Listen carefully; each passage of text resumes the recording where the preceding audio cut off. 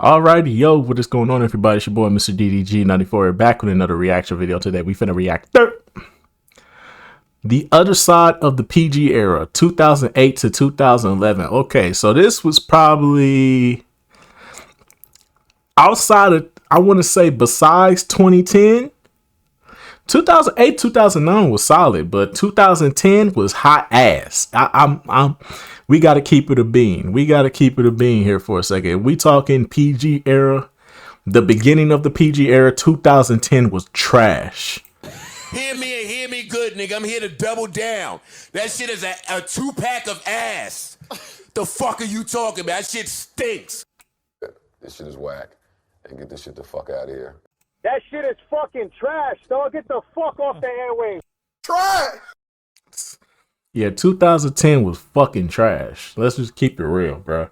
Also, I mean, 2010 could have had a good storyline if they didn't ruin the Nexus. The 2010 could have been a good year, but the Nexus thing could have saved it, but they ruined the Nexus so fucking bad. So it's like, get him out of here, coach. Get him out of here.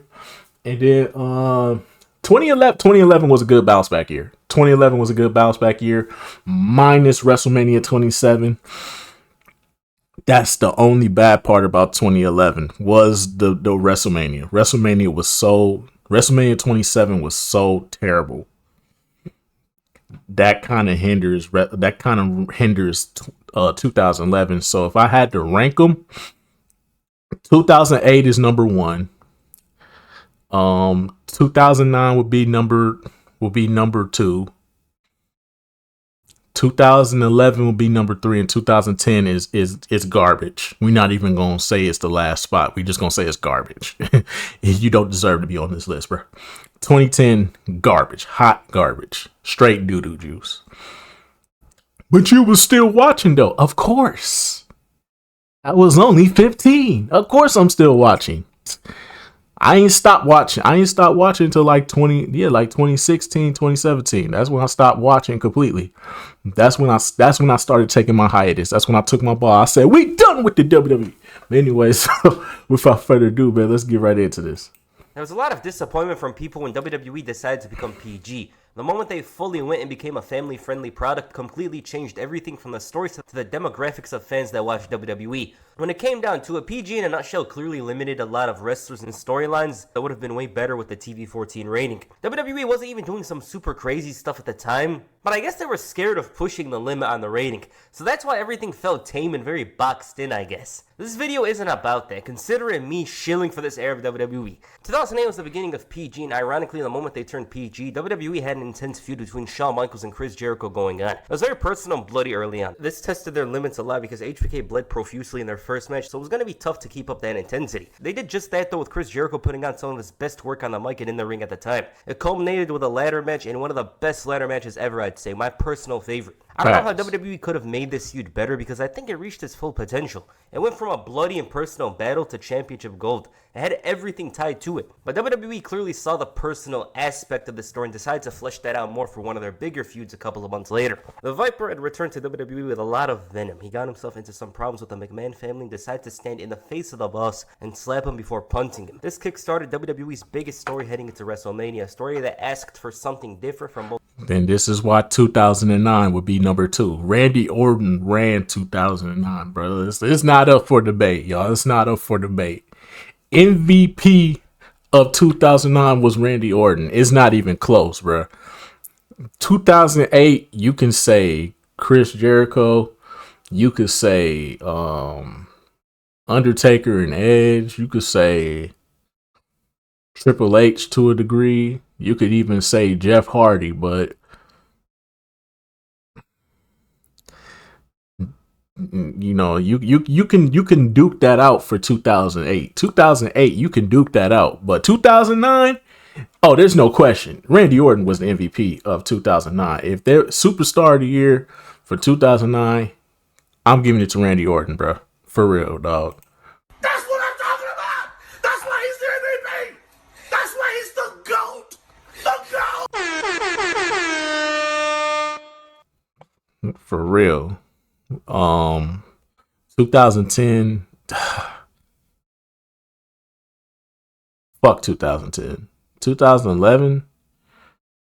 I know y'all gonna say CM Punk. CM Punk.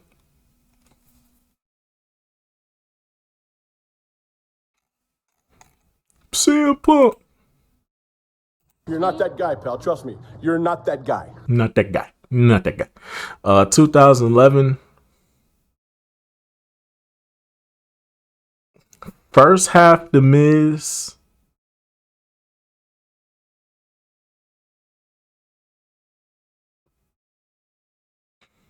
Second half, I'll probably say Christian. Christian had way better storylines.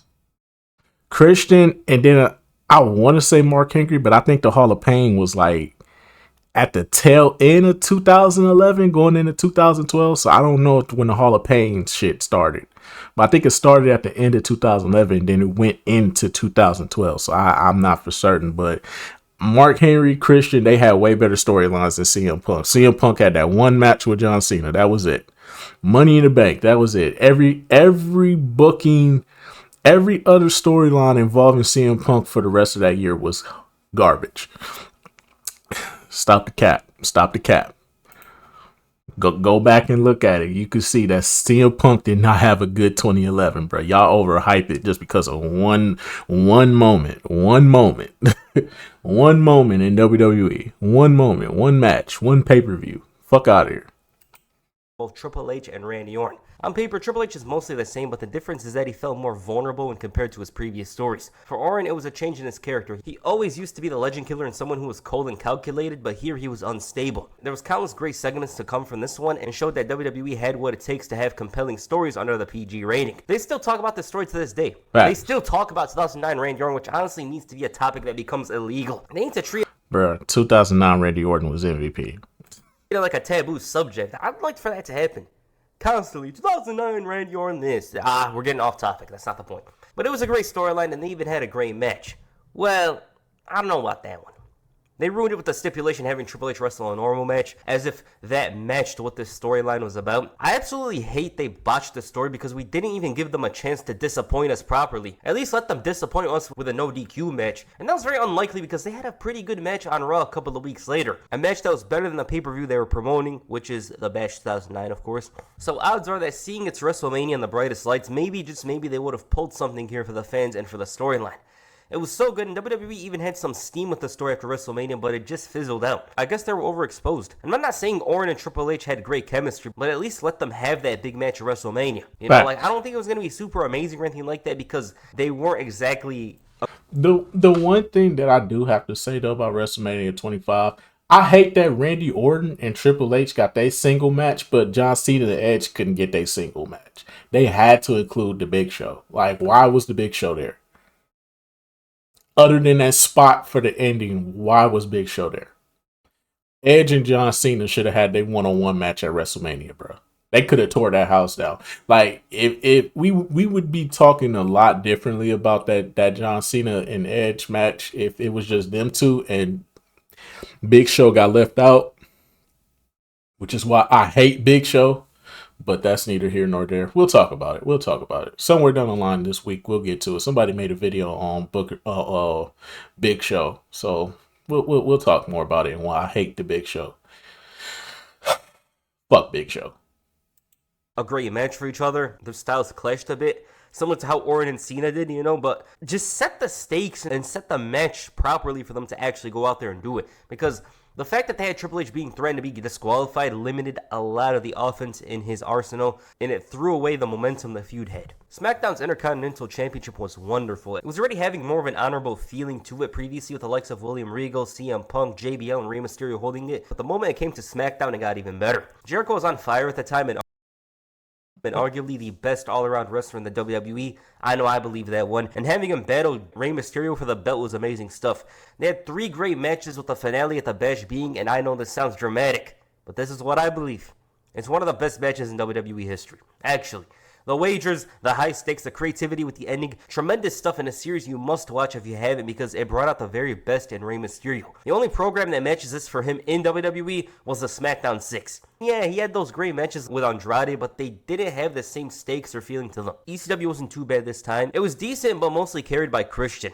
Christian was supposed to be on SmackDown, but they opted to have him lead the brand. And similar to Jericho, he was one of the more consistent wrestlers on the show and had plenty of hidden gems. I recommend his matches with Chris Jericho and CM Punk on ECW. Those were two of his best TV matches. The latter match against Shelton Benjamin was definitely his best pay-per-view match, and Christian held it down for ECW. Without him, that brand would have almost... And I hate the fact that they didn't give Shelton Benjamin more opportunities. They should... I understand the ECW brand how to die, but they didn't have to kill it off. They could have just called it something else and kept it going. Like, they could have literally started NXT. They could have literally started NXT by replacing it with ECW, because that's technically what they did. They ended up replacing ECW with NXT. But I feel like if they would have just did that instead of just letting ECW just fucking die, and then wait like a year, some change, and then start NXT up. I feel like, yeah, they could have did it like that, bro. We could have had NXT already going. We could have had young, up-and-coming talent, indie talent, you know what I'm saying, to boost that show and all that, you know what I'm saying. WWE could have already been on something, bro, but they be fucking up, man. WWE be fucking up, man.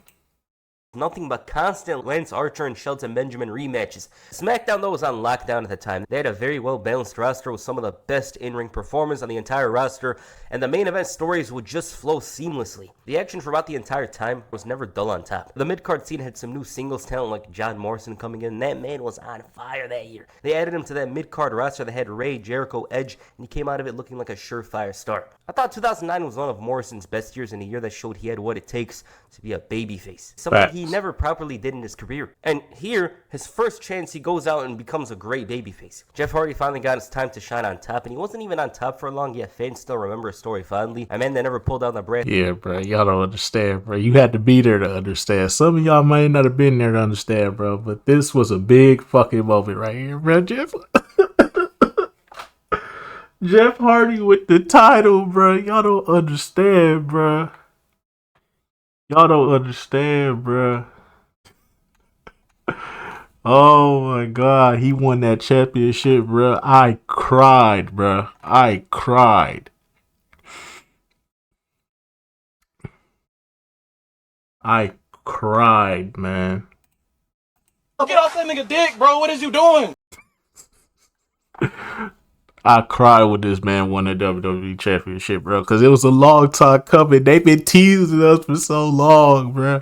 We tired of being teased, dog, but then they only gave him like one pay-per-view with the fucking belt. Man.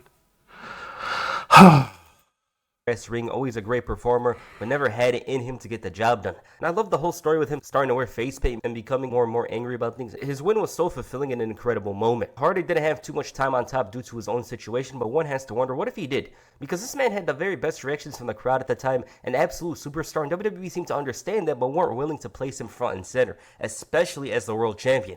Even then, he got 3 reigns out of it, so it wasn't too bad. What was bad, though, was his departure. I remember missing Hardy. He obviously went to TNA, but it didn't hit the same. As for the man that got rid of him, 2009 was incredible. CM Punk came out of the show that year, and it's mostly because of how he was portrayed. Yeah, this was CM Punk's year. I ain't gonna lie to you. This is where CM Punk started to show his true. This is where CM Punk started to shine. Like I said it before, and I'll say it again. The Jeff Hardy feud, and when he did the Straight Edge Society thing, that was his best fucking work.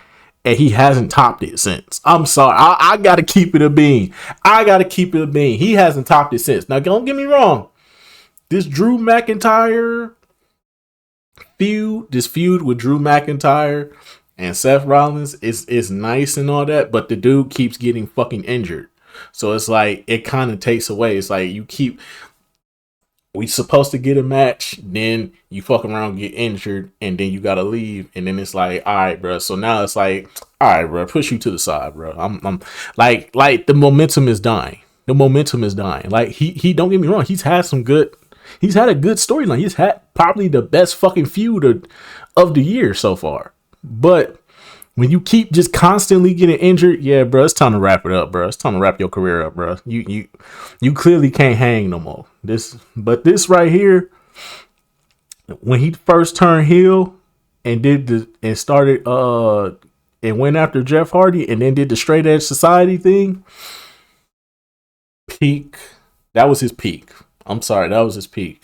Y'all can bring up the whole pipe bomb shit, whatever. I don't care. That pipe bomb shit is overrated. Like I said, it was only one good match. One. Stop the cap, bro. He had one good match, and then he just had terrible fucking matches, bro. And to keep it a bean with y'all, when he was champion, the ratings were really low. So don't sit up here and see. I understand CM Punk got his dick riders and his cult following, but I'm just keeping it a bean. The nigga ratings, when the nigga was champion, the ratings went down.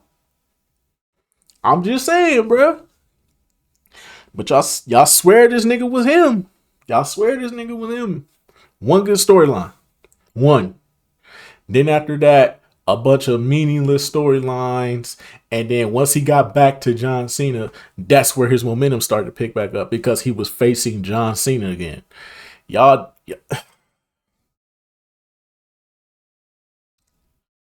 just don't. Y'all live in your own world, man. I see shit for what it is, bro. He wasn't a bad face, but as evident by his title reign, he was never going to be truly on top with the likes of John Cena, Batista, and Triple H around. That was never going to happen. So him as a heel was always the opening he was going to make good on. The summer of Punk 2005 was brought to the WWE fans in 2009, and this man was detestable and a great talent. He was logical but so douchey you'd forget he had a great point. I don't drink, I don't smoke. That motto was increased tenfold here and used as a badge of honor for CM Punk. And the worst part is that it didn't last too long. He got de-pushed and formed a Stretch Society. The faction was good for what it was, but really should have been developed better because that's the only downside. They weren't pushed heavy, but he made it work. I'm not gonna lie, CM Punk made it work. That's the one thing. CM Punk was the MVP of the whole Straight Edge Society thing. Coming out every week, shaved old girl head, had Festus go for biscuits and gravy. They're just a straight up nigga that was fucking niggas up and shit. Like, yo, he was him, bro. This was good, but they should have capitalized on it a lot better. They should have made the Straight Edge Society a true fucking problem to the roster. Like, CM Punk should have been in a couple more world heavyweight title matches for sure.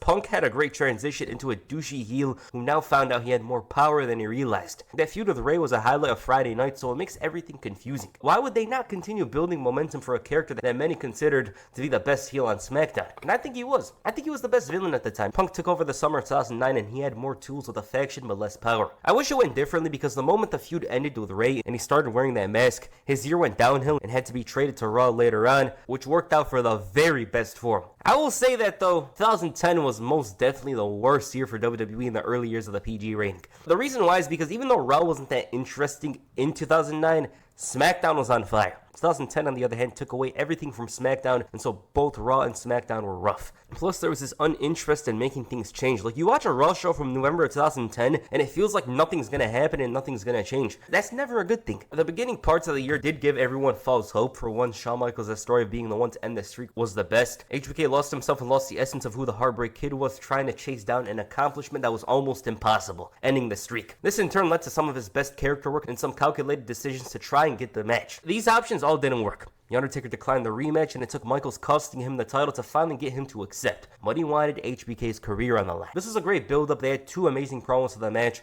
running up the hill by Placebo, and another one for the main show. And the match didn't disappoint. That's how a WrestleMania rematch should go. And ended up being HBK's final match for 8 years. He retired with grace and honor and had one of the most iconic matches of his career. Something that ranks with the best of them. He went out the highest of highs, and unfortunately, WWE's year went out with a high here because after WrestleMania, there wasn't much. The momentum WWE had around WrestleMania time was somewhat big, if I remember correctly. The fact that Bret Hart returned, which was very big, it was huge. Him feuding with McMahon was... Yeah, that was huge. And then Cena versus Batista at WrestleMania was... That was needed. You need the star power there, for sure. And then after that, the Nexus thing happened, and boy, did they drop the ball on that one. It's going to be like a satisfying conclusion. And yeah, that match was horrible and terrible, but it closed the knot on that whole Montreal story that everyone was talking about for the last 13 years. Heel Batista was world class, one of the best eras or runs Batista. I think that was another highlight of 2010. The heels were running 2010. Let's just keep it real, bro. The heels was running 2010. Jeff Hardy was gone. John Cena was becoming annoying and stale.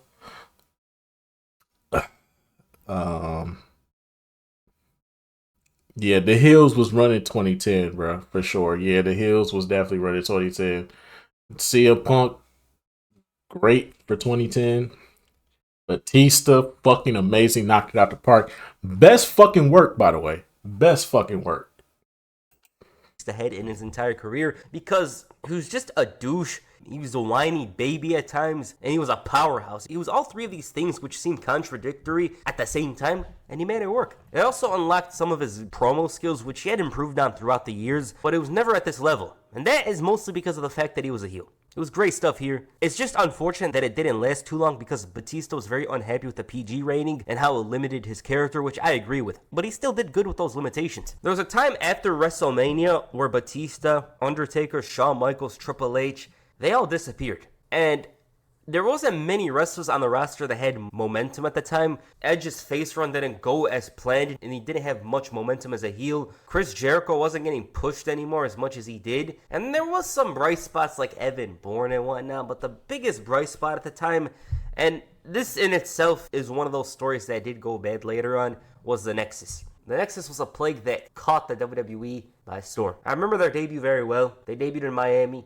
destroyed the ring, destroyed the commentators, destroyed the cameramen. Everything about it felt very raw, no pun intended. It was the most courageous thing WWE did in a couple of years. It was so confident because they got 7 alleged unknowns. Obviously, some of you know them. And they got 7 guys, or 8 at the time. Up to SummerSlam, the Nexus storyline was a huge success. It was big, it was entertaining, it was something to tune into every week, and it was fresh, the most important. WWE knew what they were doing with the storyline. They had to dominate Raw throughout the weeks up to SummerSlam. Yes, I get it. We know what happened with John Cena, finish. Yeah.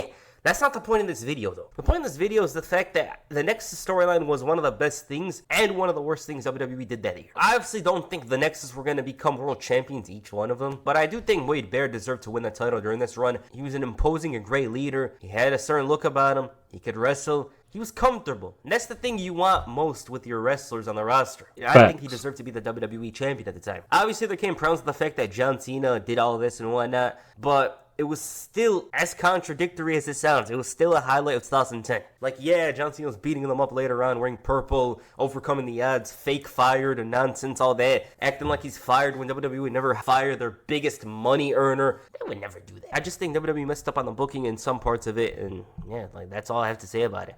I just wanted to mention it here because it was something to tune into. I remember 2010 very well. It was the thing that had the most attention to it in the wrestling world. The Nexus. It was just fresh. It was new. And it's something WWE lacked at the time. They weren't trying to do anything innovative or new. Nexus was just that. There was some minor hidden gems at the time. You know, in-ring stuff was better, I'd say. And we did get some good matches like Daniel Bryan versus Dolph Ziggler at Bragging Rights. A match which actually nearly beat out the WrestleMania 26 main event between Shawn Michaels and The Undertaker and a WWE.com poll. That goes to show you how much fans really enjoyed it. It was a great match. I just wanted to mention that here is one of those matches that catches you off guard. It really looked so out of place at the time. The road to WrestleMania 27 was wonderful, and it brought a certain electricity that WWE had lacked in some time. The Rock's return coincided with this, alongside The Undertaker and Triple H's. Trish Stratus came back. They were promoting Snooki. John Cena was challenging for the title again. It was very big. Electricity like we haven't seen in a while. WWE seemed very hype around WrestleMania 27, but once the show actually happened and turned out to be one of the biggest... Damn, you just skipped over The Miz cashing it and getting his shine. Like, The Miz was a bright spot too. People act like The Miz wasn't a bright spot. Bruh, this man plays his role so fucking perfectly, bruh. If there's one thing you can say about Miz, bro, he plays his role to fucking perfection, bro. That's what you gotta love about The Miz, bro. He played his role to fucking perfection.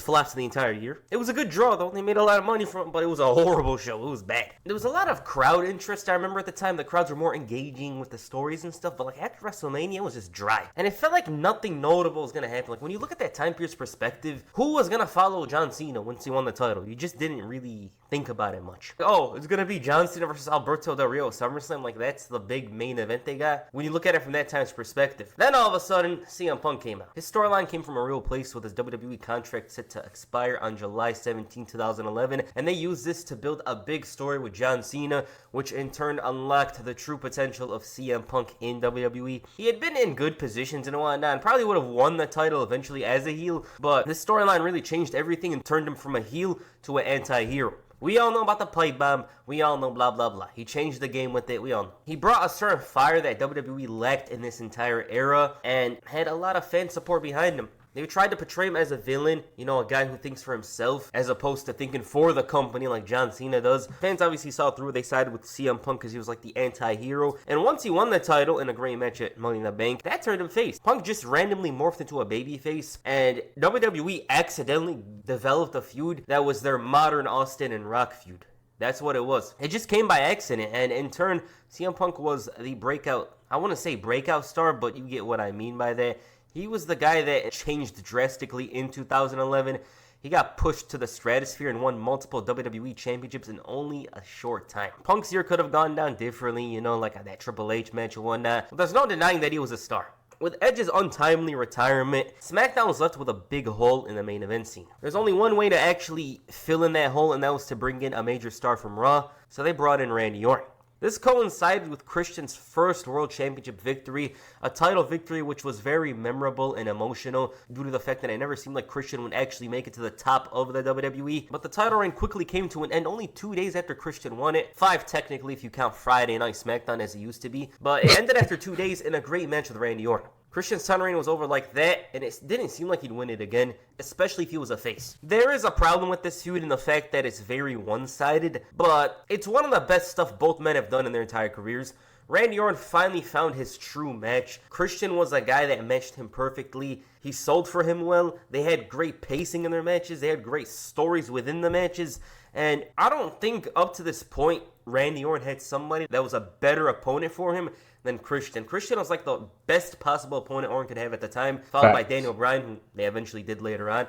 But this feud was so good. It was Christian complaining about having one more match, becoming a corrupt person, to the point where even Edge, a guy who wasn't even the best person himself, came out and criticized Christian for winning a title on a disqualification. I do wish WWE revisited this feud later on, because I feel like these two could have been rivals for life in a similar vein like John Cena and CM Punk were at the time. I do wish they explored it more, because the feud was a very important one for both men in their careers. I think if you talk about their stories in their careers, you have to mention it. So I do wish they explored it more. Who knows, they probably would have, but then Christian got injured and had to retire a couple of years later. Mark Henry's WWE run was mostly a disappointment for the first half of his career. First half, I'd say, is an entirely disappointment. He returned in 2006 to pessimism. You know, a lot of people weren't really looking forward to it because Henry hadn't really done much in his career previously to like give a damn about him. He had that WrestleMania match with The Undertaker, but slowly he was improving to become a solid big man for the company, but it was never going to lead to a world championship. They did have that title reign in ECW, and you can call that a world championship technically, but we all know that's not a world championship. He was coasting around throughout the years until 2011 when they just randomly decided to push him as a monster heel. For SmackDown, he actually drew higher ratings than Christian and Orton, which is almost shocking to me, but it goes to show you how well the story was, with Mark Henry being at the top of the food chain and having constant challenges coming to him, and he just beat them clean. Be like, who's gonna beat him? Randy Orton, Christian, The Big Show, who's gonna beat him? It was a great story and gave Mark Henry something to look back on fondly throughout his career, which is of course the Hall of Pain. It is crazy how things could turn out, because only a year ago Henry was just losing constantly in tag team matches on Raw, and now he was the most dominant wrestler in the entire WWE. Not even John Cena was dominant as Mark Henry was at the time, and that's saying something. Alright, that's the good things about the PG era. I just wanted to chill for it for a bit, just because like I thought that was a good video idea. I don't know about the worst of PG. You guys will probably like that, who will see.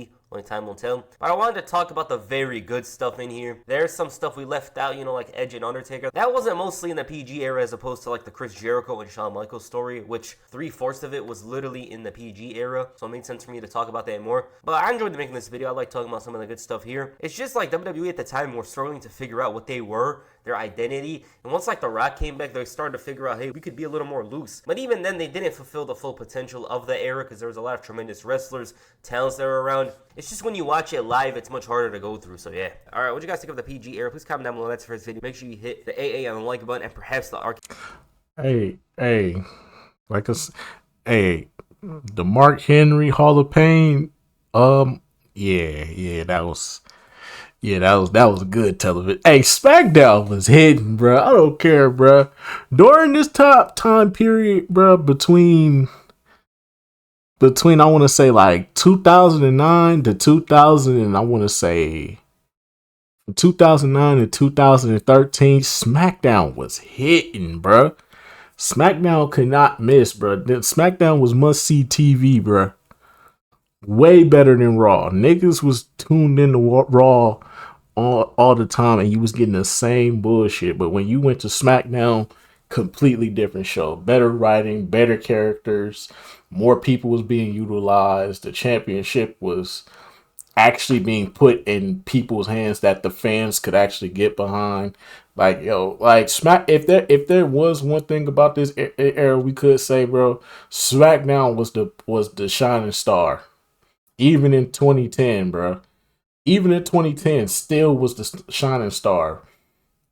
But Raw, on the other hand, I want to say after WrestleMania 26, bro. After WrestleMania 26, Raw went straight to Tupac's ass. Hear me good, nigga. I'm here to double down. That shit is a 2-pack of ass. The fuck are you talking about? That shit stinks. But yeah, man, that's just gonna about do it for this one, man. I'll see y'all in the next video. Till then, peace out.